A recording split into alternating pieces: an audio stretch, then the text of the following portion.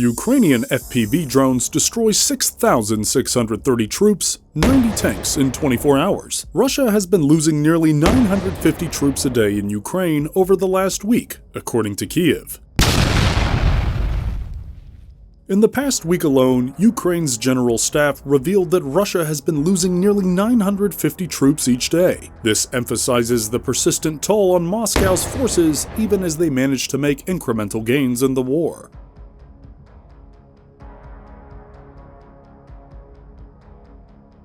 In the most recent update, released on Saturday, it was reported that over the previous 24 hours, Russian forces suffered the loss of 960 troops and 17 tanks. This brings the total troop losses since the start of the conflict just over 2 years ago to a staggering 415,640. Additionally, Ukraine mentioned that the 17 tanks lost on Friday contributed to a total of 6,624 tanks lost throughout the entire war. The situation on the ground remains intense, with both sides grappling for control. Let's take a closer look at the dynamics. While Russia continues its military operations, Ukraine stands resilient in the face of adversity. The ongoing conflict has had a profound impact, and the numbers reflect the high cost for Moscow's forces. Since the retreat of Ukrainian troops on February 17th, Russia has made marginal advances in the Donetsk region in Ivanivsk, near Bakhmut, as well as in nearby Stepove and Berdichi. The US-based independent think tank Institute for the Study of War, ISW, said on Friday. However, Kyiv's tally suggests that these small gains are coming at a high loss. Over the last week, the number of Russian losses hit 4 figures on 2 occasions, reaching 1,060 on Wednesday and 1,150 on Thursday, the latter tally the highest since February 18th. Between February 25th and Saturday, Russia lost 6,630 troops, according to Kyiv, or an average of 947 a day. Ukraine also said Russia had lost a further 17 tanks over the previous 24 hours, making a total of 90 vehicles in the same period. Casualty counts and tallies of equipment losses are tricky to confirm, with experts suggesting both sides inflate the figures of their adversaries. Ukraine announced its daily tallies included troops who were both injured and killed.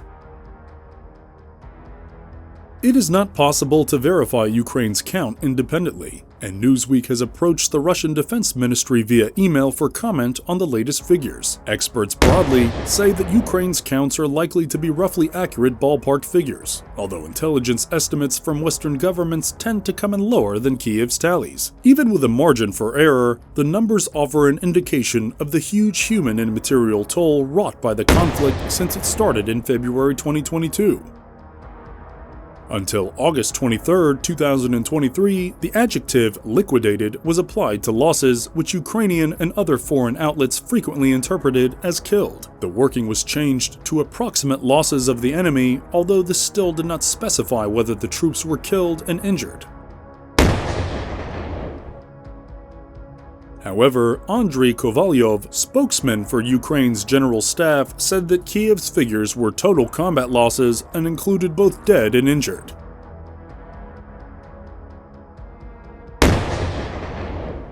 Ukrainian President Volodymyr Zelensky said 180,000 Russian soldiers had been killed in the war so far. He revealed for the first time Ukraine's losses, which he said were around 31,000, although other Western estimates are higher.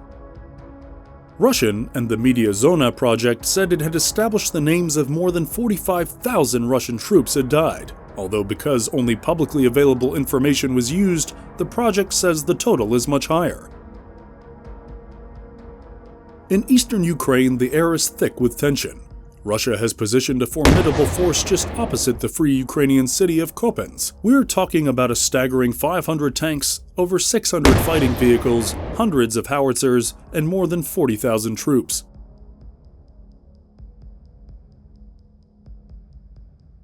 The massive Russian military presence isn't just for show. Ukraine's Eastern Command warns that this force is on the brink of launching an attack. Their goal? To recapture a significant portion of Kharkiv Oblast, a territory Russia briefly held in 2022 before a Ukrainian counteroffensive pushed them back.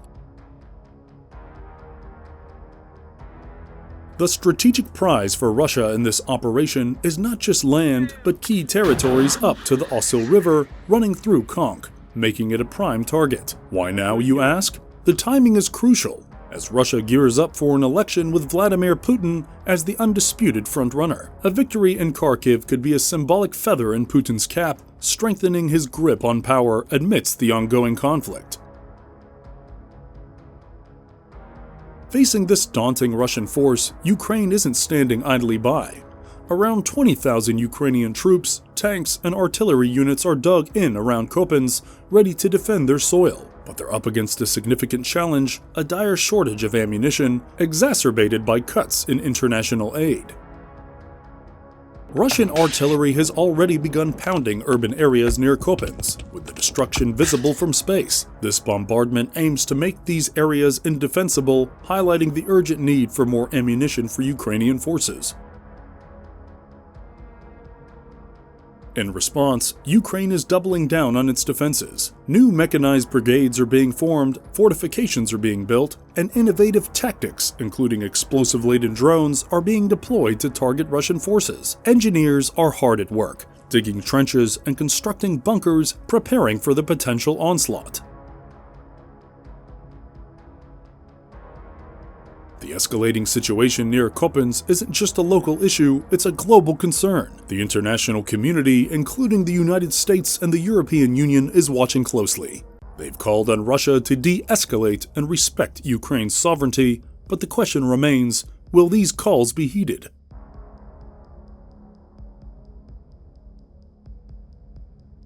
Kupyansk isn't just a city on the map, it's a crucial transportation hub, pivotal for supplying Russian troops in the Donbass region. The battle for Kupyansk is more than territorial, it's strategic, with implications that stretch far beyond its borders.